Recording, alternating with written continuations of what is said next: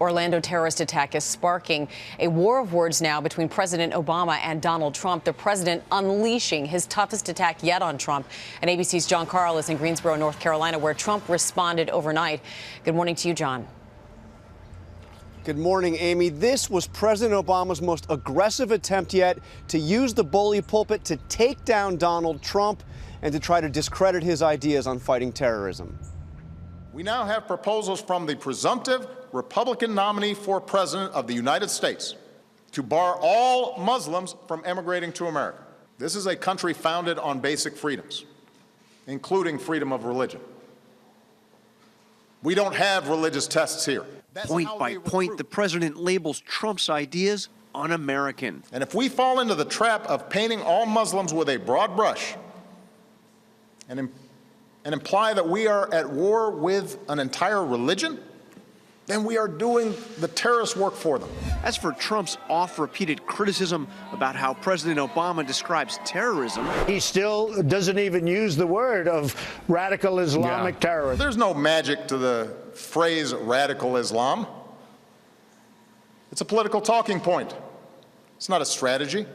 Not once has an advisor of mine said, man, if we really use that phrase, we're going to turn this whole thing around. Not once. And he went on.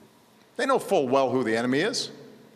So do the intelligence and law enforcement officers who spend countless hours disrupting plots and protecting all Americans, including politicians who tweet.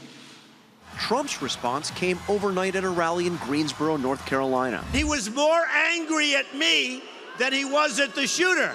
That's the kind of anger he should have for the shooter and these killers that shouldn't be here. Trump is fighting a two-front political war, Hillary Clinton piling on too. He has to distract us from the fact he has nothing substantive to say. We don't need conspiracy theories and pathological self-congratulations. We need leadership, common sense, and concrete plans because we are facing a brutal enemy.